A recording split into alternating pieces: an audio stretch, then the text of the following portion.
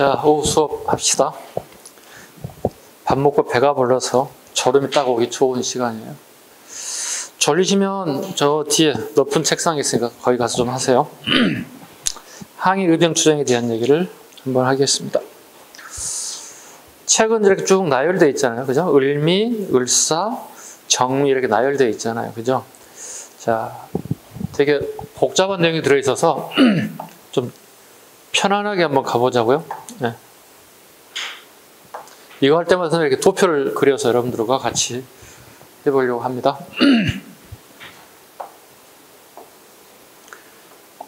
우리 중고등학교 한번 돌아가 볼까요? 수학 공부 한번 할까요? 이렇게? 역사 시간에 무슨 수학이냐고요? 할 수 있죠.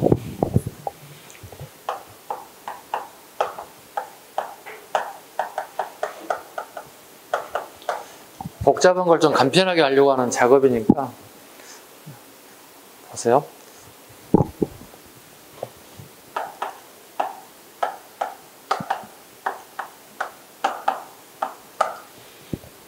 같이 외워졌죠? 보시면 꼭지점 여기잖아요. 상식적으로 볼까요? 어디가 가장 많이 비중이 있겠어요? 올라가면 올라갈수록 비중이 커지는 거예요. 출제 비중이 커지는 거예요. 을미, 을사, 정미. 왜? 사건, 사고가 되게 많아지는 거예요. 그만큼 그래프가 올라갔잖아요. 간단하잖아요. 을미 1895, 을사, 정미 1907. 자, 쭉 하고 원인 또는 배경 잡아볼까요? 정리하면 돼요. 자, 책 보세요. 을미병 봐보세요. 배경. 일본이 경복궁을 점령하고 명성황후를 암살했어요. 일명 을미사변이라 불러요. 네, 민비 암살 사건이죠. 훗날 이제 고정임금이 황제가 됐기 때문에 민비가 황후가 돼버렸죠. 그래서 명성황후 이렇게 추존된 이름이죠. 명성황후 암살 사건. 또 일반 책에는 시해 사건이라고 얘기하는데 시해라는 단어는 잘못된 사용되는 언어이기 때문에 제가 수업 시간에 시해라는 단어를 쓰지 않고 책에도 시해라는 단어를 쓰지 않았습니다. 시해란 신하가 왕을 몰래 죽이는 걸 갖다가 시해라 불러요. 그런데 일본 낭인들이 왕비를 죽인 거기 때문에 일본 낭인들이 신하는 아니잖아요. 그럼 일제강점기에 식민사관의 학자들이 쓴 게 시해라는 단어를 썼어요. 그런데 우리는 아직도 국정교과서라든가 일본 공무원 교재에도 계속 명성황후 시해 사건이라는 단어를 써요. 잘못된 표현은 선생님들이 스스로 시정하려고 생각을 해야 되는데 그걸 계속 그대로 쓰는 거야. 그래서 선생님은 꼴 보기 싫은 단어들은 안 씁니다. 그래서 제가 생각하는 게 있기 때문에 가끔 제 책에는 선생님 다른 교과서에는 시해입니다. 그게 잘못됐기 때문에 안 쓴다는 사실 좀 알아줬으면 좋겠습니다. 네. 왜냐면 우리가 공무원 시험 문제 한 문제 더 찾기하는 것도 되게 중요하지만 또 이렇게 한국사 수업을 하게 되면서 내가 평상시에 알고 있던 그 단어들이 잘못된 언어라는 것을 갖다 우리가 아는 것도 기본적으로 알아야 될 부분이기도 합니다. 그 다음에 반발령이죠. 배경은 민비 암살 사건하고 단발령이 문제가 있다는 겁니다. 이 정도였다는 거죠. 자, 고정임금이 봐보세요. 속된 말로 자기 마누라 죽어서 우리가 막 의병을 일으키고 난리가 났잖아요. 근데 고정 입장에는 되게 불편한 거예요. 불편하겠죠. 왜냐하면 일본의 압박은 계속, 프레스는 계속 가해지지. 현상은 이미 끝났지. 마누라 죽은 거 이미 끝났지. 근데 의병들이 일어나서 일본 애들 격퇴하자고 난리가 난 거지. 이렇게 얘기하죠. 야, 됐어. 그만해. 이 정도에서 끝내. 누구한테 의병들한테 얘기하는 거예요. 그러면 우리 조선 정부는 이런 게 있어요. 신하나 백성들이 어떤 얘기를 건의를 하잖아요. 그럼 왕이 그래 알았어. 내가 처리할 테니까 각자 본분에 맞게끔 행동해. 각자 집으로 돌아가. 이렇게 하면 그 명령을 따라야 돼요. 오케이? 그 따라가는 사상을 우리 뭐라 불러요? 네 글자로? 근황주의라 불러요. 뭐라 부른다고요? 근황주의라 한다고요. 오케이? 왕이나 왕실이 백성들에게 명을 하게 되면 그 명을 따라야 된다고. 이걸 근왕주의라고 한다. 그러면 그래서 을미병이 파급이 이 정도에 멈췄다는 거지. 그래서 그래프가 여기 들어가 있는 거예요. 오케이? 충분히 이해 가셨을 거야. 그 다음에 의병장을 봐야 돼. 다음에는 여기 이제 의병장들이 들어갈 거야. 의병장에 누가 있나 보자고. 꽤 많습니다. 문석봉, 유인석, 이소웅, 각종석, 기우만 등 이정책사 사상을 가진 양반 유생들이 주도하였습니다. 그래서 여기에 유인석과 이소웅은 잡아야 됩니다. 유인석, 이소웅. 글자 따서 외우면 됩니다. 유입니다. 유이. 우리 뭐 가수 유이도 있어요. 그죠? 걸그룹 애프터스쿨이라고 얘기하더군요. 내가 물었더니 얘들이. 네, 애프터스쿨 유이라는 뭐 가수 겸 배우가 있습니다. 유이. 문석봉도 잡아야 합니다. 최초의 의병입니다. 네, 을미 최초의 의병인 문석봉이기 때문에 같이 잡아주셔야 됩니다. 전개 부분에 근왕주의 밑줄을 그으시면 됩니다. 근왕주의이 되어 있죠. 농민층 의병 해산 후 할빈당 등을 조직하여 반봉건 반침략 수령을 전개하기도 했다. 할빈당 밑줄 그었습니다. 할빈당. 동학의 잔당 일부가 할빈당으로 이렇게 흡수가 됩니다. 그죠? 할빈당은 원래 충청도에 출발합니다. 충청도에 출발했던 게 전국적인 현상으로 확대됩니다. 이게 할빈당 단체들입니다. 그 다음에 오른쪽 을사라고 봅니다. 을사. 1905년이죠. 배경. 을사늑약이 가장 큰 핵심이죠. 네. 을사늑약이 배경이 됐죠. 당연히 핵심 뭐예요? 애교권이 박탈된 거잖아요. 그죠? 애교권이 박탈된 게 핵심이다. 주도 민종식. 양반유생 민종식. 충청도 홍성지역. 홍성제 의병을 일으켰습니다. 이게 시험에 기출됐죠. 뭐가 연도를 물어봤어요. 을사 의병은 1905년이잖아요. 그죠? 1905년 아주 늦은 가을, 초겨울에 11월 달에 시작해서 그 이듬해 3월 달에 홍주성을 점령해서 그게 1906년이에요. 그걸 물어본 거야. 두 개 겹쳤단 말이에요. 1905년 후반부하고 1906년 초에 홍주성을 점령한 그걸 기출로 잡았어요. 출제자들이. 정말 어려운 시험 문제죠. 왜냐하면 민종식에 대한 스토리를 전체를 알지 못하면 풀 수 없게끔 만들었어요. 선생님들 너희들 한번 풀어볼래? 이런 식의 문제. 수험생들에게는 되게 어려운 문제가 그거예요. 왜? 수험생은 연도 하나 이런 거 되게 힘들거든요. 근데 선생님들 어떻게 앞, 뒤, 전후 수초들을 다 알잖아요. 왜? 자기 전공 과목인데 그거 모르면 안 되는 거잖아요. 그런 식의 문제가 나오기도 해요. 그 다음에 우리 시험에 가장 많이 나왔던 인물이 최익현이에요. 신도르초가고요. 꼭 별표 잡으십니다. 이건 그냥 빈출에 그냥 나오면 당연히 맞춰야 되는 문제, 어려운 게 아니에요. 최익현. 원래 전라도 사람이 아닙니다. 서울에 있다가 을사늑약이 발생되자 전라북도 지역으로 태인 쪽으로 내려간다고요. 정읍 태인 쪽으로 내려간다고요. 태인 순창에서 체포되어 쓰시마에 순국됐습니다. 그러니까 강군과 일본군이 힘을 합쳐서 토벌하러 왔어요. 토벌대가 내려왔어요. 그래서 최익현이 싸울 수 있음에도 불구하고 상대국의 간군은 우리나라 조선 군인이거든요. 그래서 거기에 일본군만 온다면 당연히 맞서 싸워야 되겠지만 같은 동포끼리 싸울 수는 없다. 그래서 항복을 하게 됩니다. 그리고 체포돼서 일본 쓰시마까지 가게 됐다고. 순국 돌아가셨다는 얘기잖아요. 그 식사를 거절했어요. 그래서 아사 굶어 죽었다는 뜻이에요. 예. 지독하신 분이죠. 예. 평민 출신 신돌석자입니다. 신돌석.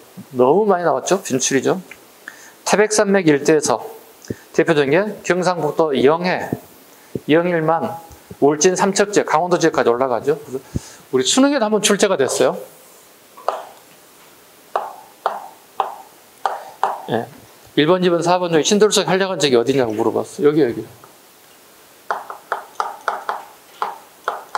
강원도와 경상북도 이 지역에서 주로 활동했던 인물이 신돌석, 평민일병장이다. 되게 특이한 케이스죠.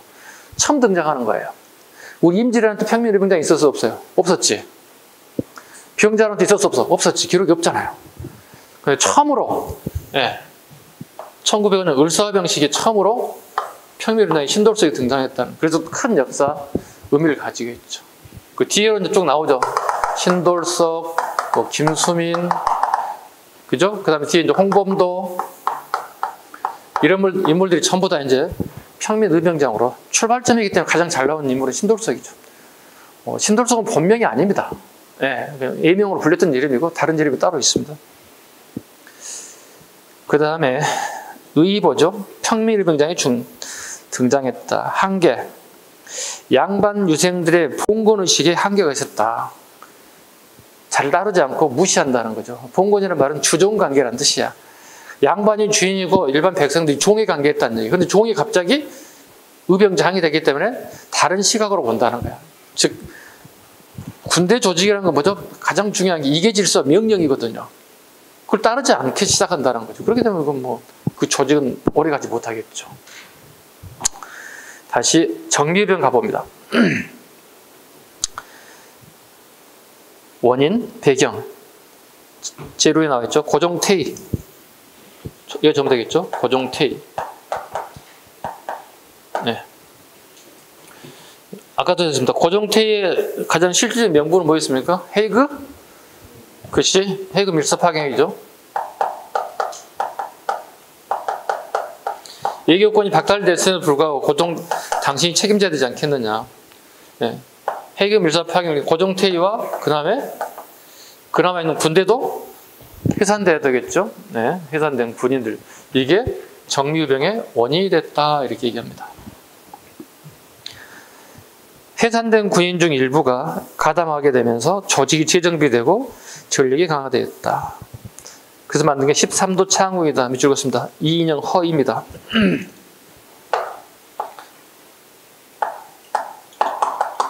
해산된 군인이 합류하게 됐다. 1907년에 해산된 군인이 합류하게 됐다. 그리고 그 이듬해 1908년에 13도 창국이 만들어지더라. 그리고 서울 진격작전이 시작되더라. 이인영, 허이, 총대장 이인영인데 아쉽게 부친상을 당해서 이 사람이 낙향을 해버리죠. 군사장 책임하에 경기도 양주에서 모였던 13도 창의군이 서울로 진격작전을 좀 실패하고 맙니다. 실패하고 경기도로 다시 도망갔다가 뿔뿔이 흩어지다 다시 재결합했지만 그것도 마찬가지 여의치 않아서 결국은 마무리를 하지 못하고 끝나고 말았다. 좀 아쉬운 부분이 뭐죠, 여러분? 유생 출신이었던 이인영이 문제죠. 그죠? 조직 다 만들어 디데이 다 잡았는데 갑자기 부친상 당해서 낙향해버렸다고. 낙향했다는 얘기 뭐예요? 3년상을 치르고 오겠다는 거야. 야, 우리 아버지 3년상 치르고 올 테니까 하니까 열심히 하고 있어. 아니, 이런 사람이 어디 있어. 그죠? 물론 그 시대의 풍습이긴 하지만 나라가 우선이지 부친상이 중요한가? 그죠? 진짜 나라를 생각하는 사람이면 부친상은 그냥 한 3일 장사 지내고 그냥 올라서 해야지. 자기 밑에 애들 다 버리고 왔잖아요. 문제점이었습니다.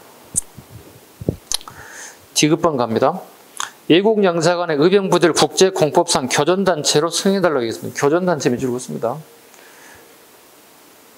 교전단체가 중요한 이유가 뭘까요?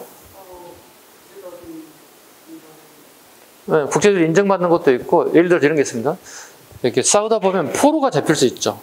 그럼 국제교전단체 포로법에 따라서 공정한 대우를 받아야 돼. 함부로 고문한다든가 죽인다든가 이걸 하면 안 되는 거야. 그러니까 나름대로 어떻게 포로가 됐을 때 인격적으로 보호받을 수 있어야 된다는 뜻입니다. 포로를 함부로 죽일 수 없잖아, 우리가. 근데 법은 법이고 이게 전쟁이 나게 되면 포로가 쉽지가 않죠. 네. 시대 박승한이 자결했다. 시대 박승한 자결했다. 아까도 이미 잠깐 언급드렸습니다. 의병장 보겠습니다. 이강년, 태백산맥, 허이, 임진강, 민궁호, 강원도, 홍범도, 함경도, 홍범도 밑줄 긋습니다. 다 몰라도 홍범도를 알아두셔야 됩니다. 아까 얘기했죠. 평면의병장이라고 그랬죠. 이 사람이 원래 평양 사람입니다. 네, 홍범도 원래 평양 사람인데 농민의 자제라고 보시면 양반이 아닙니다. 농민의 자제고요. 이 사람은 어렸을 때 꿈이 뭐냐면 군인이 되는 게 꿈이에요. 우리 남자 친구들이 가끔 어렸을 때 꿈이 경찰관, 소방관, 군인 뭐 이런 거 많이 있거든요. 예, 제복 입고 되게 멋져 보이거든요. 그래서 이 사람도 군인이 되고 싶어서 평양에 있는 군관학교에 입학을 하게 되는데 졸업을 하지 못해요. 사정이 여의치 않아서. 그리고 다시 함경도를 건너가게 됩니다. 정반대잖아요. 봐봐. 여기가 함경도, 여기가 평안도잖아요. 반대편으로 간 거잖아요. 이렇게. 그죠? 고향을 떠나서 함경도로 가서 여기서 군사조직을 만들게 되는데 이게 주로 하는 애들이 뭐냐면 산에서 포수로서 사냥을 통해서 생활을 영위했던 친구들을 모았어요. 홍범도가. 그러니까 얘들은 되게 사격수에 뛰어난 애들로 구성됐다 보시면 돼요. 그러니까 별도의 사격 훈련이 필요 없는 애들이야. 타켓만 표적지, 즉 동물에서 사람으로 바뀌었다고 생각하면 돼. 그래서 애들이 훌륭한 일 업적을 만들게 돼요. 홍범도 애들이. 홍범도가 만든 대표적인 독립군 부대가 뭐예요? 대한 독립군이에요. 그게 유명한 홍범도의 뭐예요? 전투 무슨 전투예요? 영화도 나왔잖아요. 5글자. 땡땡땡 전투. 봉오동 전투예요. 그래서 가끔 그 봉오동 전투가 영화가 나왔을 때 그 시기 때 제발 영화관이 아니더라도 봉오동 전투 좀 봐라. 독립운동할 때 봉오동 전투 보고 나면 되게 이해력이 빠를 거다는 얘기 하거든요. 그래서 홍범도가 훗날 봉오동 전투 영웅이 되죠. 봐봐. 홍범도가 정미의병장으로 경기도 양주에 왔어. 13도 창국이 기었을 때니까. 근데 나머지 12명이 전부 다 뭐야? 양반 유생장이야. 그 홍범도가 삼포수들 데리고 의병장에 하고 딱 왔어. 봤더니 신분이 자기들하고 맞지 않거든. 그 양반 유생들 뭐라고 해? 약간 무시를 해. 정신 못 차린 애들이잖아. 나라가 망해서 웃기는 나라가 됐는데 양반 유생장이 뭐고 일반 유생장이 무슨 의미가 있어요. 그 시대에. 아직 정신 못 차린 그 신분제사의 의병들 결국은 홍범도가 여긴 아닌 것 같아 하고 떠나버린다고요. 그리고 어떻게 간도로 넘어가 이 사람들 이렇게. 간도로 넘어간다고. 그리고 만든 게 대한 독립군이 되는 거예요. 오케이? 대한 독립군이 된다. 그리고 봉오동에서 혁혁한 공을 세우게 돼요. 여기 나면 어떤 12명의 의병장부터 유명한 인사가 됐어요. 홍범도가. 평미 의병장이지만. 그죠? 홍범도에 대한 얘기.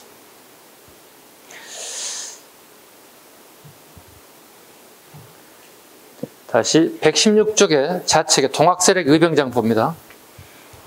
할빈당 봅니다. 1900년 본격 활동이 시작됐다. 1899년 뭐 이렇게 막 나오는데 그건 의미가 없고요. 1900년 통칭 잡으셔도 돼요. 시작됐다. 하적들을 중심으로 충청도에 출발해서 전국적인 조직으로 확대됐다. 대한 3인 논설을 밑줄 긋습니다. 대한 3인 논설을 발표하게 됐다. 대한 3인 논설을 발표하게 됐다. 아마 뒤에 대한 3인 논설이 있을 건데 잠깐만 보자. 이거 페이지를 기록을 안 해놨다. 씨.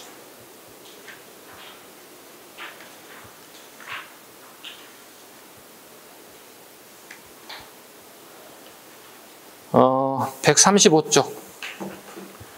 135쪽. 앞에서 좀 적어놓으실래요? 대한 3인 논설 135쪽 참고하라고. 나중에 여러분 복습할 때, 책 찾을 때 앞에다 적어놔. 135쪽 참고하라고. 대한 3인 논설 가로 열고 135쪽 참고 적으라고. 자, 135쪽부터 먼저 보겠습니다. 대한 3인 논설 13조목. 할빈당. 이 사료는 1900년 할빈당이 항도 유해소의 명의로 발표한 할빈당 선언서와 그 활동 강령을 할 수 있는데 대한 3인 논설 13조목이다. 1조. 반곡을 실시해 구민법을 채용할 것. 우리가 가장 주식이 쌀이잖아요. 쌀이 일본으로 너무 많이 빠져나가고 있어요. 반곡, 디펜스 해달라는 뜻입니다. 수출 그만해달라는 얘기. 두 번째, 시장의 외국 상인 출입을 언급할 것. 우리 서울의 시전 상인뿐만 아니라 전국 장시의 모든 게 외국 상인들에게 전부 다 넘어가 버렸어요. 이걸 출입을 언급해달라. 불가능합니다. 이거. 3번, 건강의 채굴 금지할 것. 이것도 불가능합니다. 왜? 고정임금 뭐 받고 있어? 10% 또는 15%, 20% 리베이트 받고 있다고. 뒷돈 챙기고 있다고. 그걸로 뇌탄금, 정치자금 쓰고 있다고. 4조, 사전을 혁파하고 균전을 하는 몽민법을 제정할 것. 사전 혁파, 개인이 소유하고 있는 토지를 혁파하고 국가가 소유해서 n분의 1로 나눠가지라는 얘기잖아요. 이거 쉬운 일이에요? 이건 엄청난 이제 전대기획이잖아요. 이건 할빈당이 주장하는데 될 일이 아니잖아요. 국가 행정부 관료들이 해도 어려운 일이잖아요. 그죠? 정도전이 해도 얼마나 어렵게끔 했습니까? 그죠? 이런 일을 해달라는 얘기. 타국의 철도 부설권, 우리 이권을 넘기지 말라는 얘기. 도우, 소를 도살하지 말라는 얘기. 사람 10살은 목을 하고 있는데 많은 사람들이 소를 도살해서 먹고 있다는 거야. 국가안전을 구민법을 개할 것. 여순공의 효지안밀 12조에 별표해 볼까요? 잘 나오는 거. 7조도 별표. 7조, 12조 꼭 나오는 지문이죠. 여순, 중국의 여나라, 순나라, 그러니까 상상의 나라야. 중국 애들이 얘기하는. 이 여나라, 순나라는 우리 동이족이 세운 나라들이야. 그래서 그 하나라, 은나라쯤에 되는 시대를 얘기하고 있거든요. 여나라, 순나라의 공자, 맹자의 효제, 안민, 효도하고, 제자, 공경할 제자입니다. 공경하고, 백성을 편안하게 하는 법을 시행할 걸 주장했다는 게 할빈당들이. 다 좋긴 해. 근데 되게 이상적이야. 현실 불가능해. 현실 불가능한 얘기를 되게. 다시 앞으로 넘어옵니다. 116쪽으로 다시 옵니다. 동학당. 동학이후에 반봉건, 반세석 성격, 독자는 우선했다. 영학당의 별표 갑니다. 지문에, 기출지문에 자주 나오는 게 영학당입니다. 동학의 잔당들은 영국 교회를 배운다는 의미로 영학당이에요. 그거 쭉 밑줄 그어놓으세요. 동학당이 무슨 의미인지 잡으셔야 돼. 일종의 숨기는 거야. 히든카드로 쓰는 거야. 이름으로 이하삼 등이 흥덕에서 조직 전라도 밀란을 배경으로 봉기하였다. 남학당, 제주도입니다. 제주도 방성칠, 이재수 주도로 일본으로 곡물 유출 반대했다. 가끔 남학당은 호남에 이렇게 단어가 나오는 경우도 있어요. 기출을 풀다 보면 남쪽이니까 호남이라 생각하면 안 된다는 거예요. 남학당은 제주도입니다. 영학당이 전라도에서 영국 교육을 배운다는 명칭을 살짝 이름을 바꿔서 활동을 하게 되었다.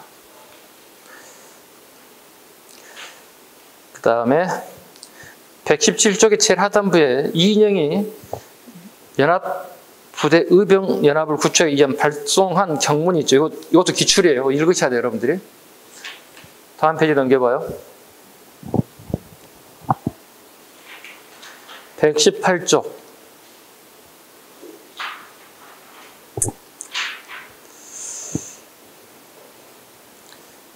호남 지방에 지속된 의병활동 보겠습니다. 전라도 지역을 중심으로 의병활동이 전개되었다. 정기용, 안규홍, 심수택 등 이건 안 하셔도 됩니다. 예전에 기출에 뜨긴 떴습니다만 요즘에 거의 출제되지 않고요. 일제히 대응, 남한 대토벌 작전. 자, 보시죠. 여기 하나 집어넣으면 됩니다. 1909년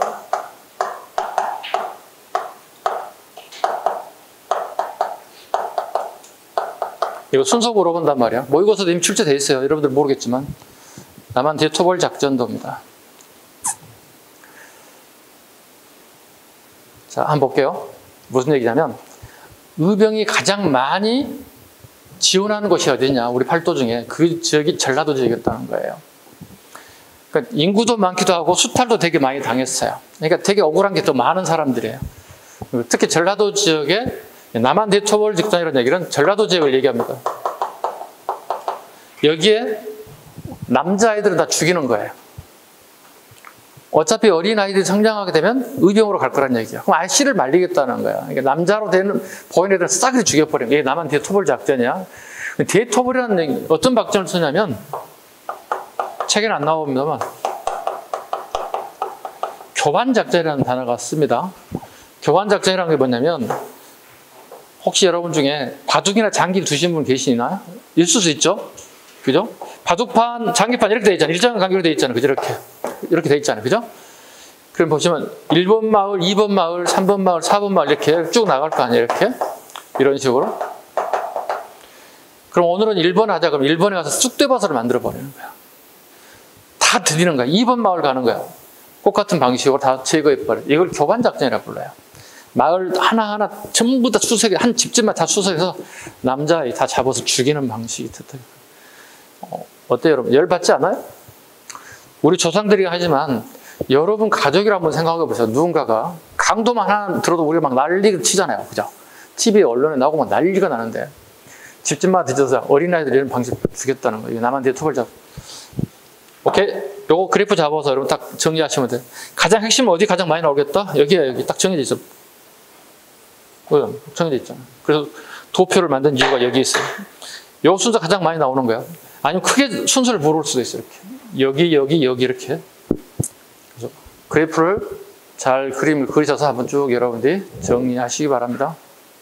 이렇게 하면 간단히 끝날 수 있어. 다 외울 필요 없어. 머리에 그래프 쫙 들어오면 돼.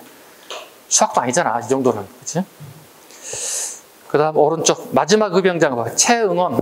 밑줄 그었습니다. 이미 색깔 들어가 있죠. 최응원.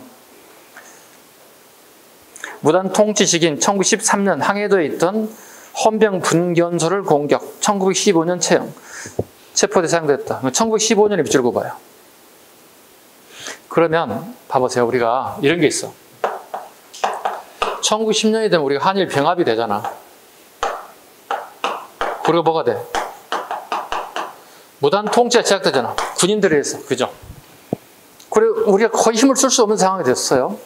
그럼에도 불구하고 의병이 수습된 게 아니라 15년까지, 체포된 13년까지 의병 활동이 국내에서 존재했다는 거야. 그럼 반대로 질문을 만들겠지. 무단 통치가 시작되면서 국내에 있는 의병 활동은 중지되었다, 없어졌다, 없었다. 그 질문 틀린 점이 돼요. 왜? 최응은 때문에 틀리는 거예요. 그 최응의 활동한 시기를 잘 잡으셔야 돼요. 마지막 의병장의 최병. 좌측에 아저씨 한번 봐보세요. 이거 아침에 샤워도 안 하고 머리도 안 감고 수염도 안 깎았어요. 좌측에 그림. 올 칼라, 이 사람은 흑백 사진 남아있지. 최응은 보이시죠? 이분이 마지막 의병장입니다. 그래서 1910년대 초반까지는, 아직까지는 있었다. 1915년까지는 의병 활동이 있었음을 알 수 있다. 그리고 나머지 의병은 전부 다 국외로 이주했다. 간도나 연해주로 건너가게 되면서 우리나라의 의병 활동이 국외로 넘어가는 상황이 됐다. 간도 지역, 그 다음에 연해주 지역으로 넘어가게 됐다. 민영한 유선 여러분이 읽으셔야 됩니다. 첫째 줄 보셔야 됩니다. 슬프다. 요거 보셔야 됩니다. 거기서부터 두 줄까지는 꼭 잡으세요. 세 줄까지. 하나, 둘, 세 줄까지는 쭉 보셔야 됩니다. 사료로 자주 빈출되는 문제입니다. 그 다음에 박승한 유서, 그것도 보셔야 됩니다. 다 기출 사료입니다. 안 하는 이유는 뭐 제가 읽는 거 여러분 이거 같잖아요. 어차피 여러분 읽고 이해를 하시고 또 암기도 하시고 이럴 부분입니다. 항일 의거 활동 가겠습니다. 을사늑약 체계류의 각 계층에서 의병 투쟁. 장지연, 근로소 항일을 투쟁하신 분이죠. 시리아 방송대국을 항성신문 앤드 어디? 대한 매일신보 영자재까지 같이 올려서 항거했다. 근데 장지연에 대한 개인사 문제 나오지 않을 것이다. 왜? 훗날 친일로 갔기 때문에. 그래서 시리아 방송대국, 항성신문, 대한매일신보 우리 부당함을 논조로 치렀다. 윤영한 조병서 자결, 나처로 기어 오적 암살단을 조직했다. 그 조직 이름이 뭐라고 그러지 아까? 세 글자? 땡땡해. 자신해를 조직해서 을사오적들을 암살하려고 하는 계약을 하게 됐다. 장인환 전명훈, 미국 샌프란시스코 스티븐슨 저격, 1908년 연도에 됩니다. 선호하게 물어볼 겁니다. 안중근, 이토 히로부미 1909년입니다. 만주 화울편에서 동양평화론을 깨트렸다고 제거하게 됐다. 동양평화론은 어디를 평화지역으로 잡으려고 했다? 중립지역인 오늘날의 간도지역을. 그걸 누가? 이토 히로부미가 장악했기 때문에 이건 부당하다. 그래서 장인환 전명훈의 활동과 안중근이 활동한 게 1년 차이란 말이에요. 이거 선후관계 물어볼 틀리면 안 됩니다. 그래서 장인환, 전명훈, 그 다음에 안중근으로 가셔야 됩니다. 이재명이 1909년에 가장 늦죠. 명동성당에서 군밤 장소를 변장한 이한용을 암살 시도했던 사건. 아까 얘기했습니다. 안 나옵니다. 이재명은. 다음 페이지. 자, 인물들 보시죠. 이재명, 장인환, 전명훈, 이한용 같은 인물들. 그 다음에 안중근의 동양평화론은 나올 때가 됐습니다. 또 여러분 공모시험에 나올 때가 됐어요. 그 다음에 의병운동의 정리, 을미, 을사, 정리, 의병장, 특징, 기타 쭉 나와 있죠. 이미 우리 그래프로 이미 공부가 돼 있기 때문에 중복되긴 합니다만 복습할 때 한번 보시기 바랍니다. 자, 이렇게 해서 항일 의병운동은 이렇게 마무리하겠습니다. 해놓고 보니까 정리는 잘 되는데 미안한 얘기는 생각보다 많이 나오진 않아요. 오케이? 그럼 여기 나올 수 있는 건 무조건 선후관계예요. 그래서 이 도표 하나로 정리하시라. 그래서 일부러 도표를 만들어주는 거 여기 있습니다. 머리에 딱 기억에 남겠죠? 도표니까 특이하게. 갑자기 한국사 시간에 수학을 했어. 이렇게 기억이 나올 거 아니야. 을미을사, 정미, 특히 이 순서들. 순서 쭉 잡으셔야 돼요. 이렇게 가는 것들. 그죠? 지워도 되겠죠? 뭐, 할 거 다 했죠? 네.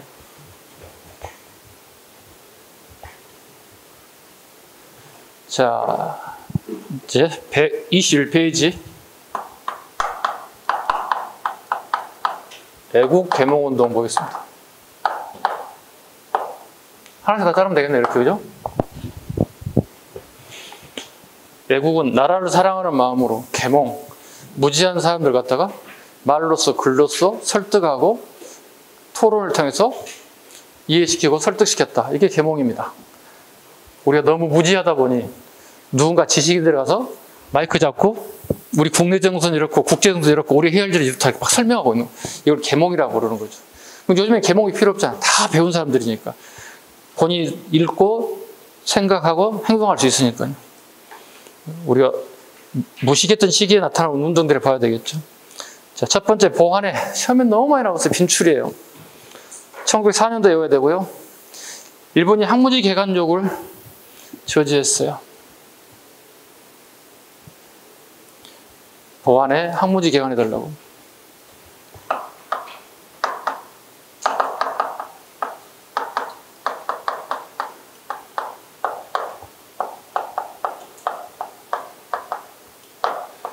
일본 애들이 항무지를 개간해서 그 비용을 충당하고 싶은 거죠.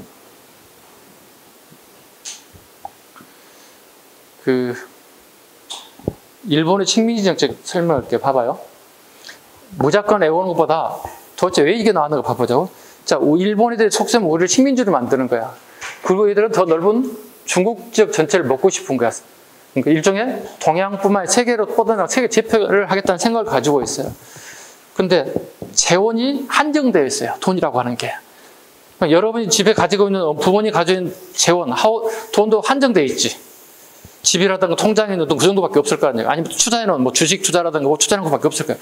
근데 그걸로 우리 집을 재정적으로 운영하고 끌고 갈 수 있겠지만 나라를 끌고 갈 수 있는 돈은 아니잖아요. 그죠? 봐. 비용을 충당하고 싶은 거야. 식민지 국가를 운영하고 싶은데 비용이 없다는 거예요. 그래서 항무지 개간을 우리에게 요구했다는 거죠. 근데 우리나라에서는 보안회라는 조직을 만들어서 안 됩니다. 거절시켰다는 거예요. 항무지 개간을 거절시켰다. 헌정연구회 갑니다. 대한자강회 갑니다. 대한협회 갑니다. 글자 한번 동그라미 쳐볼까요? 헌대대.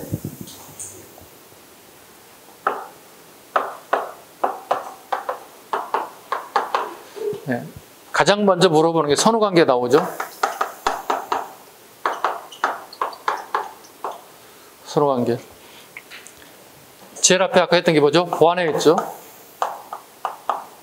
그 다음에 뭘까요? 밑에? 제일 밑에가 신민회가 나온 거야. 그러면 가를 보안해. 요 사이에 그 다음에 여기를 달아줘 본다고.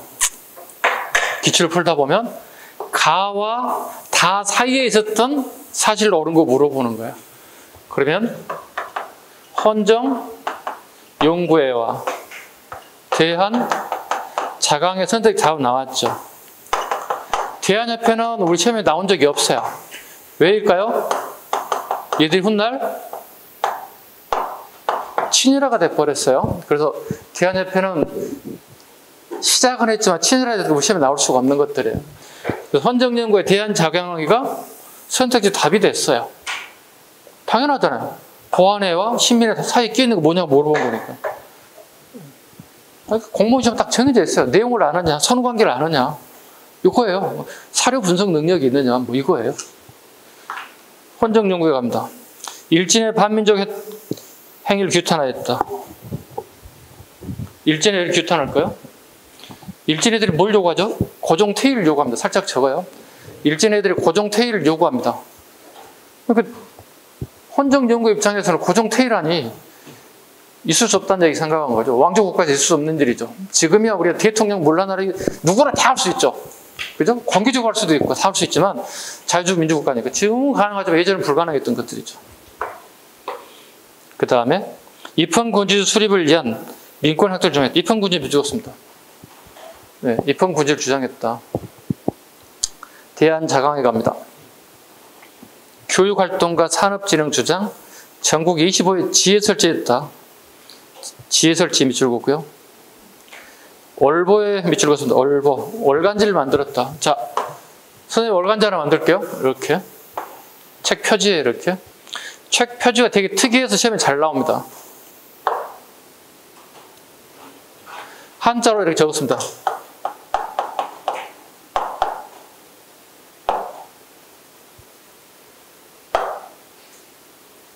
한자로 대한자강이라고 적었습니다.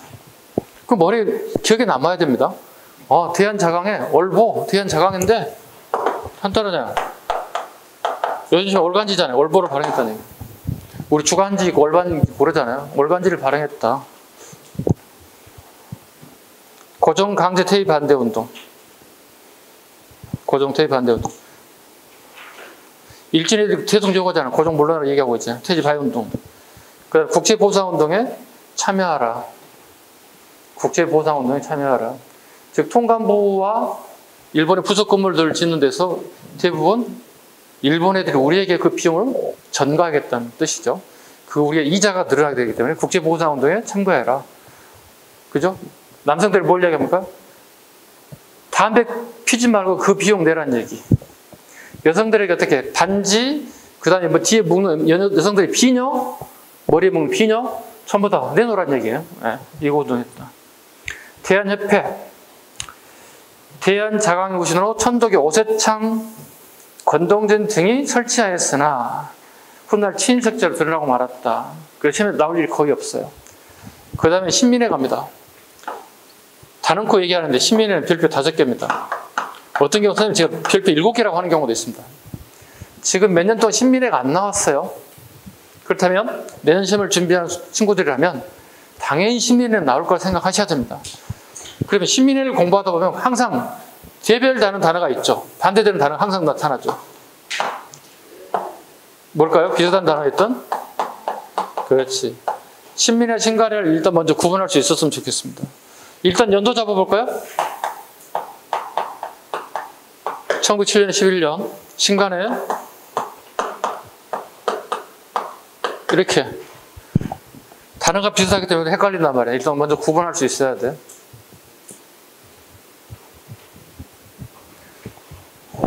가장 기본적인 게 뭐냐면 시민회는 비밀 조직이야. 뭐라고? 비밀 조직이야. 대신 신간회 뭘까? 기본적으로 공개된 조직이에요. 공개된 조직이에요. 자, 봐봐. 신민회는 우리 민족 지도자들이 만들었어. 그죠? 여러분이 알고 있는 독립운동가 99.9%가 전부 다 신민회 회원이야. 독립운동하는 지도자들로 구성되어 있는 게 신민회야. 여러분을 알고 있는 사람이 전부 다 회원들. 여러분을 알고 있는 뭐 김구 선생, 안창호 선생, 이동연 선생, 이혜영 선생 다 신민회 회원들이야. 신민회 회원들이야. 여기 누가 만들었을까? 신간회는 그렇다면. 여기 다 독립운동 우리 민족 지도자들이 만들었다면 여기 누가 만들었을까? 누가 만들었다고? 누가 만들었냐고 물어보는 거야.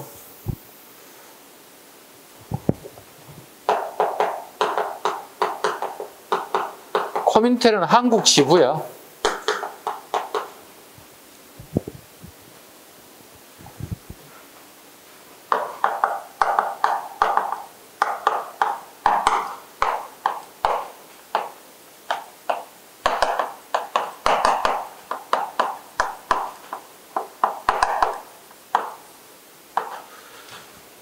커뮤니티 인터내셔널 줄임말이에요. 우리말을 번역하면 국제공산당이에요. 오늘날 러시아의 볼셰비키는 그 당시 국제공산당 명칭을 오늘날의 러시아의 여당 정부의 얘들을 갖다가 볼셰비키라 불러요. 볼셰비키 혁명에 의해서 러시아가 공산화가 돼 사회주의 국가가 됐다고. 이렇게 좋은 사회주의 국가를 만들고 봤더니 여러 나라에게 좋은 제도를 보급하고 싶은 거야. 그게 만든 게 코민테른이야. 그 코민테른 지부가 우리나라의 신간회예요. 대신 여기는 좌우합작으로 만들어졌어요. 그러니까 좌파 우파 다 같이 뜻을 같이 하는 사람 다 모아졌어요. 근데 이게 항상 문제가 발생하지 않을까요? 지금도 우리 정치인들 봐보세요. 좌파 우파 맨날 싸우잖아요. 지금 민주주의 국가에서 좌파 우파 싸우잖아요. 그러니까 현재 여당과 야당 끊임없이 싸우잖아요. 좌우가 수스럽게 싸우잖아요. 여기 자체는 뭐야? 지금 좌우는 같은 생각을 가진 사람에게 나눠져 있지만 여기는 완전히 사회주의 계열과 민족주의 계열이 섞여 있는 거거든요. 이게 좌우합작 운동이에요. 얘들이 싸우게 되더라. 나중에 알고 봤더니 코민테른을 봤더니 대한민국에 있는 신간에는 오리지널 빨갱이가 아닌 거야. 누가 섞여 있기 때문에? 우파인 민족주의에 섞여 있기 때문에. 그래서 어떻게 해요? 10월 태제에 의해서 신간은 해체된 거예요. 이렇게. 우리 신민의 해체는 뭐야? 백오인 사건으로 해체된 거야. 즉 안병근이 체포가 되죠. 안중근의 사촌 동생이. 이걸 해서 알고 봤더니 신민 회원들이 조직이 다 들통나게 됐다. 600명이 체포됐고 105인이 구속돼서 일명이 105인 사건이라고 불러. 또는 안병근 사건이라고 불러. 이렇게 해체됐다. 신민회와 신간회가 만들어진 것과 해체된 배경이 조금씩 달라져. 이걸 대답 못하거나 누구에 설명하지 못하거나 이거 내 것이 아니야. 이거 무조건 나와. 둘 중에 하나 나와. 한 5년 전에는 이거 둘 중에 하나 나오는데 경찰청에 이것도 나오고 이것도 두 개 다 나와 버렸어. 얘들이 깜짝 놀랐어. 선생님 하나 나온다 했잖아요. 야, 이 새끼야, 내가 두 개 나온다고 하지는 않았지만 당연히 알아도 되겠잖아. 둘 중에 하나니까 당연히 맞춰야지. 선생님이 그래서 다 맞아서 100점 맞았으면 합격했습니다. 이렇게 하는 경우가 있었어. 네. 당연히 100점 맞아야죠. 네. 그래서 일단 애국 개몽운동 하면서 신간에도 같이 잡아주라는 얘기입니다. 다시 신민회로 다시 돌아가겠습니다. 교재법에서 121쪽. 결성범위다. 을사늑약 체결 이후에 합법적 개몽 활동이 한계를 느꼈다. 그래서 무슨 조직을 만든다고요? 비밀 조직을 만들었다는 거지. 안창호, 이동영, 양기탁, 이승훈 등이 비밀 결사 형태로 조직하게 됐다. 1907년에. 지향, 국권회복과 공화정치의 비주로 씁니다. 이미 설명드렸죠? 공화정이라보다 왕을 인정하지 않는 걸 얘기한다. 국민의 참정권이라는 걸 행위를 통해서 우리 국민 대표를 뽑는 행위를 갖다 우리는 공화정이라고 하더라. 교육활동 대표적인 게 1908년 안창호의 평양의 대성학교, 오산학교의 이승훈. 가끔 선생님 모의고사 할 때 평양의 안창호와 정주의 이승훈 이름을 살짝 바꿀 수가 있다. 지역을 갖다가. 또 학교도 살짝 내가 바꿀 수가 있다. 통째로 외워야 된다. 그것은. 평양의 대성학교, 정주의 이승훈의 오산학교. 통째로. 이거 모의고사를 통해서 계속 끊임없이 반복 훈련을 할 겁니다. 여러분들이. 아마 여러분 앞으로 볼 모의고사 그런 게 아마 나올 겁니다. 선생님 함정 팠네. 와, 씨, 비겁하다. 비겁하지 않아. 연습시키는 거야. 여러분 트레이닝 시키는 거야. 그 틀렸다고 화낼 필요 없어요. 아, 선생님 진짜 너무하네. 이런 얘기 하는데 그 옆에서 얘기해줘야 된다. 야, 이거 우리 선생님 출제한다고 그랬잖아. 너 왜 그래? 잡아줘야 된다. 선생님 요구하는 걸 방치해 두시면 안 됩니다. 선생님 나쁜 사람 된다. 계속해서. 경제활동. 자기회사와 태극서관. 자기회사와 태극서관. 여기는 대구하고 평양에 설치합니다. 가로 열고 대구와 평양 적어놓습니다. 대구와 평양에 자기회사와 태극서관. 자기는 도자기를 판다는 얘기고 태극서관은 책을 파는 서점이에요. 쉽게 해서. 왜? 팔아서 수익사업을 통해서 자금을 만들어야 된다는 거죠. 또 두 번째, 서점 만들고 도자기 만든 전시 매장을 만든 이유는 비밀 조직이니까 비밀 조직이 만날 수 있는 장소가 필요해요. 야, 저기 종로 탁골공원 앞에서 만나자. 다 들통나잖아요. 쟤들 왜지? 야, 경복궁 앞은 강화문 정물에서 만나자. 다 다 보고 있잖아. 지나가는 사람. 그래서 나 책을 사러 가거나 책을 구경하러 간 것처럼 가서 만나는 거지. 김동지 반갑소. 내일 모레 무슨 일 하나 있는데 알고 계셔. 이렇게 서로 연통이 될 수 있는 장소, 해합의 장소도 필요하더라는 거지. 무장투쟁. 국외 독립운동 기지를 마련하고 서간도에 신흥강수소를 설립하였다. 자, 지도를 하나 더 그릴게요. 이렇게. 앞으로 독립운동사를 공부할 때 꼭 알아야 할 지역들이 있죠. 제가 자주 이렇게 얘기하죠. 이렇게 1번, 2번,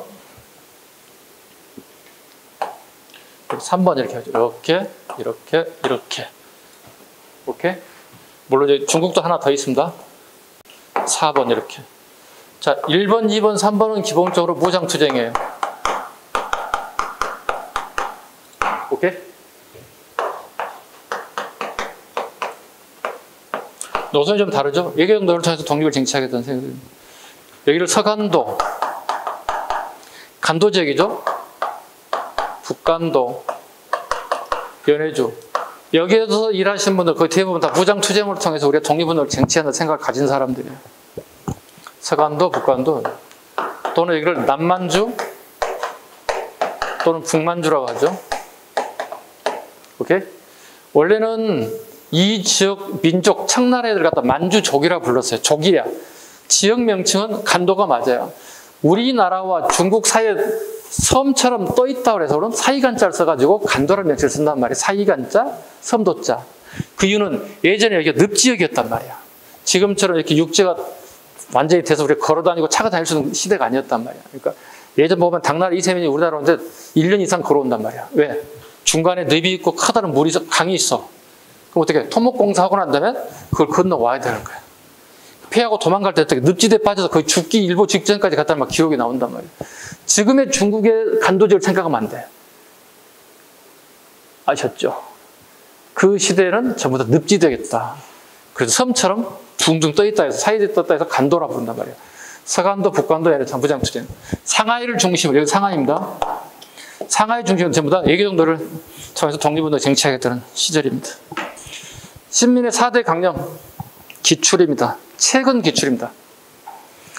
4대 강령 던져주고 이 단체에 대한 설명 옳고 옳지 않은 겁니다. 국민에게 민족의식과 독립사상을 고취하자. 동지를 발견하고 단합하여 국민운동 역량을 축적하자. 상공업 기관 건설로 국민의 부력 증진을 하자. 교육기관 설립으로 청소년 교육 진행에 힘쓰자. 달랑 이거 던져주고 이 단체에 대한 설명 옳은 거 옳지 않은 거 물어본단 말이에요. 당연히 신민의 4대 강령은 계속 반복적으로 읽으셔야 됩니다. 뿐만 아니라 기출이면 기출, 모의고사 끊임없이 봐야 됩니다. 뭘 물어보는지. 연습. 그거밖에 없어요. 다음에 페이지 넘겨갑니다. 120페이지 신민활동 갑니다. 신민의 경학사에서 신흥강습소, 신흥중학교는 부민단 시기에 신흥무관학교는 한족기 시기에 만들어졌습니다. 그 앞글자 경부한 이렇게 색깔 좀 칠해놨죠, 선생님, 그죠? 경부한. 경학사에서 신흥강습소, 신흥중학교는 부민단 시기에 만들었다. 신흥무관학교 시기는 한족기 시기에 만들어졌다. 좀 어려운 시험에 나온다면 풀 수 있게끔 경부한 일부러 적어놨고요. 자, 경학사부터 보죠. 자, 보겠습니다. 여기 서간도입니다. 서간도 지역에 경학사가 설립됐습니다.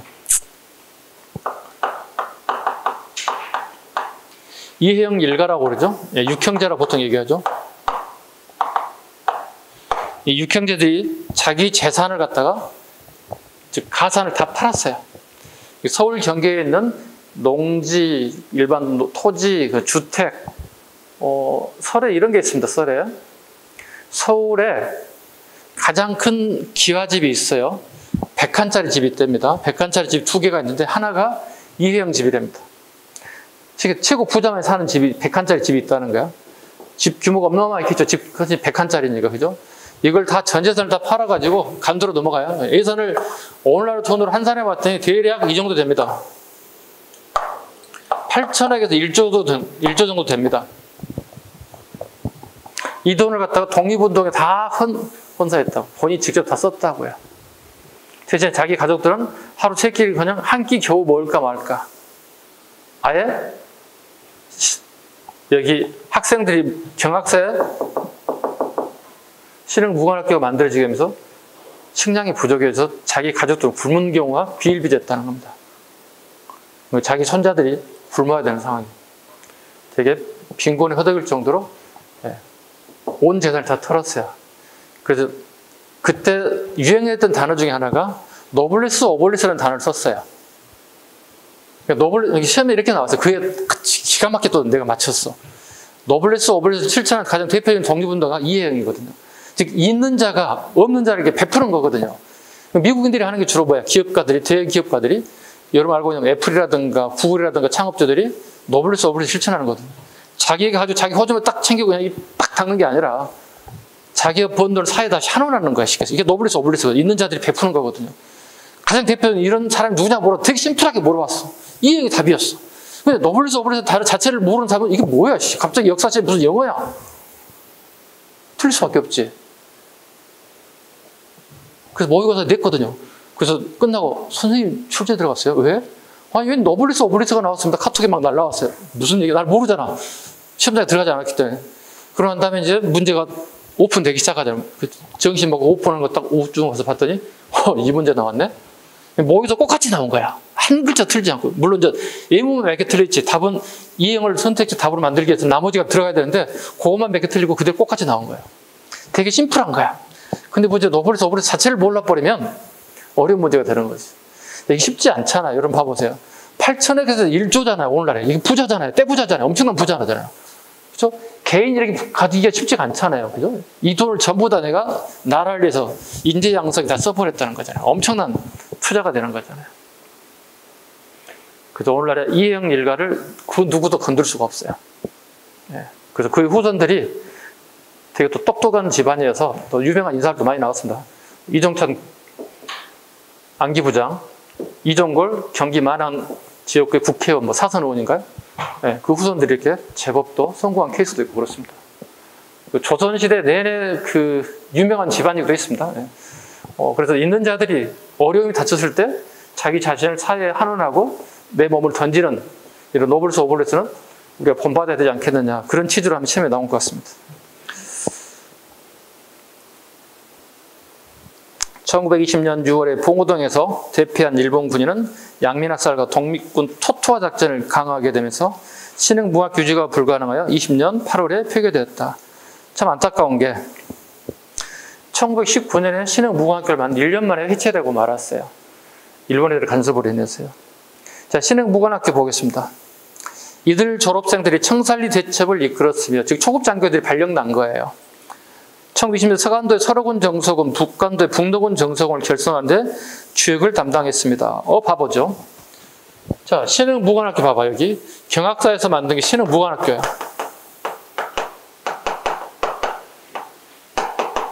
1919년에 만들어서 1920년에 해체가 됐어요. 초급장교가 1년 과정밖에 받지 못한 거예요. 자, 그러면 초급장교가 교육 끝났다면 어떻게 발령 내줘야 할 거 아니야.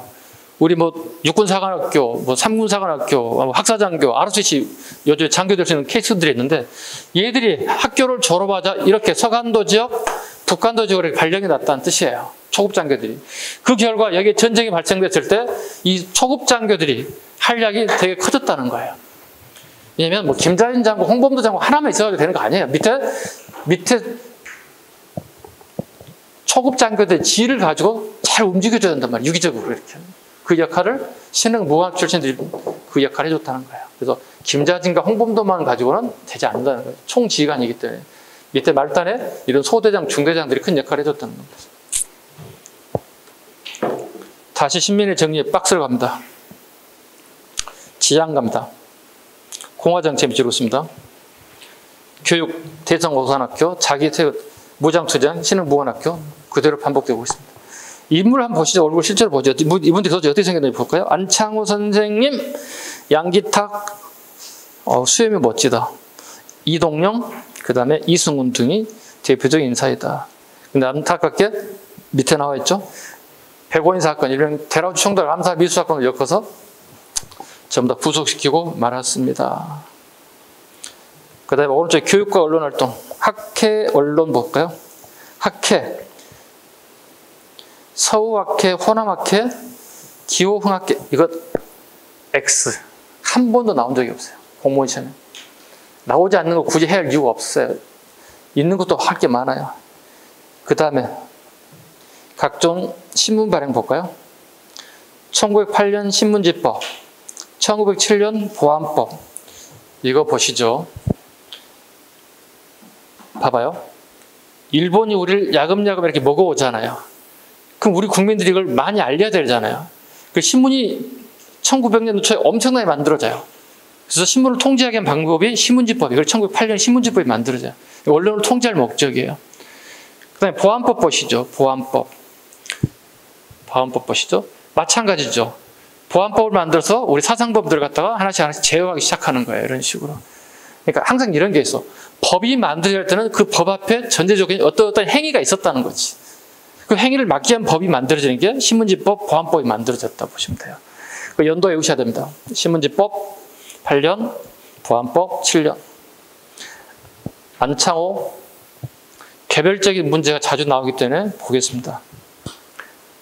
호는 아시죠? 도산 안창호인 거 아시죠? 네. 그래서 도산 서원 했더니 안창호 선생님을 모시는 서원인가 이렇게 하신 분이 누군가 질문이 있었어요. 아닙니다. 이양 선생님들 가시면. 네. 안창호 갑니다. 평안남도 강서군 출신이다. 동예협회 활동했다.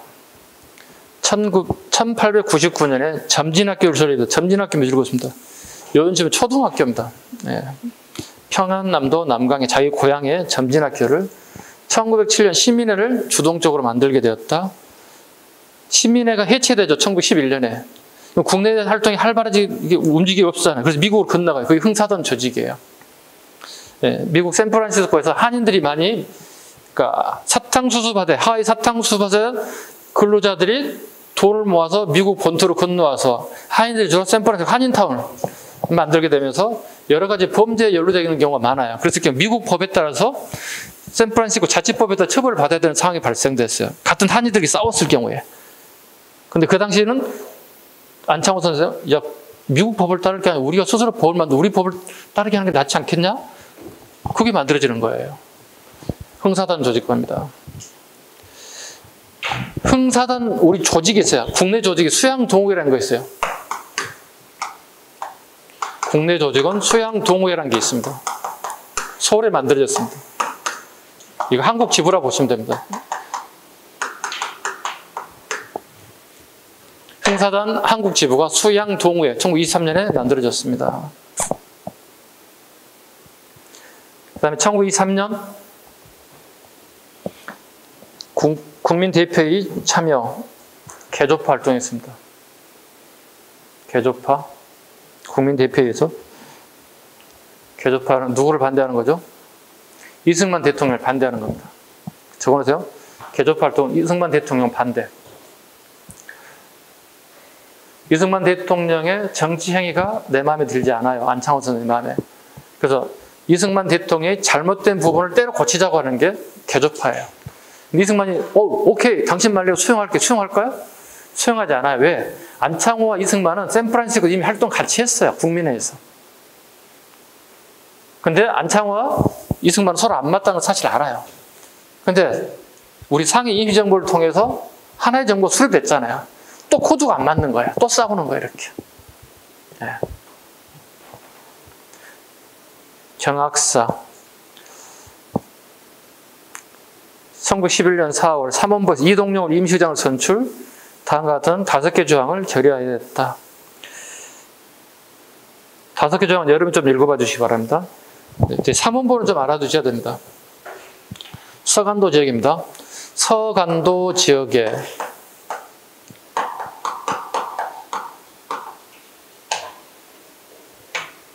삼원부라고 하는 조직을 만들었다. 그리고 주경야동하는 경학사가 만들었다. 앞글자 따서 서삼경 이렇게 암기하면 좋겠어요. 서삼경. 이혜영, 이동영, 신민회 회원들이 서간도를 건너가 자기 재산을 다 털어서 간다고 이게.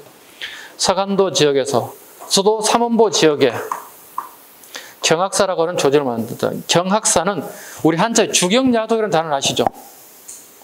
주경야독. 낮에는 밭을 갈고 농사를 하고 저녁에는 공부한다는 뜻이죠. 그래서 주경야독에 따온 경학사를 조직해서 요즘 말로 치면 우리가 배워야 되잖아요. 그러니까 우리 조선인들이 공부를 하지 못했기 때문에 되게 지식이 짧아요. 그렇잖아요. 우리가 공부를 한 사람과 하지 않은 사람이 탁 나타날 거 아니에요. 이 사람들에게 공부를 시켜서 인지를 양성하는 방식, 첫 출발점이 서삼경이에요. 여기서 발전하는 게 이제 신흥학교, 신흥중학교, 그다음에 신흥무관학교, 그리고 초급장교. 그러니까 장교를 만드는데 군사훈련 시키고 무조건 장교 시키는 게 아니라 기본적인 학문적 지식이 있어야만 어떻게 사고 능력이 발달할 수 있을 거 아니겠습니까? 그러다 보니까 이런 초등학교 다시 만들고 중학교 다시 만들고 해서 이렇게 양성하는 과정이라 보시면 됩니다.